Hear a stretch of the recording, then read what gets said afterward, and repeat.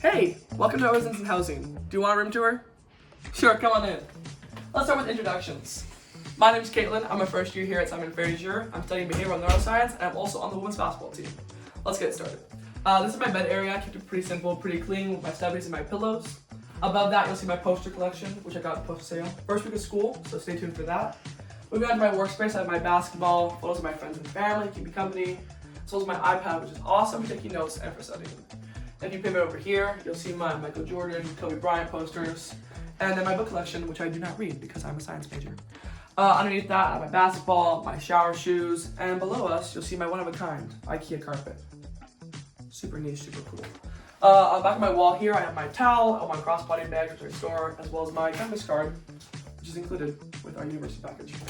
Then, if you pivot on here, you'll see my wonderfully organized closet, color-coded, of course, and then my closet extender with all my pants on it, which is great for storing as many pants as possible. And then I have my shoe rack, highlight of the room, very beautiful, very organized.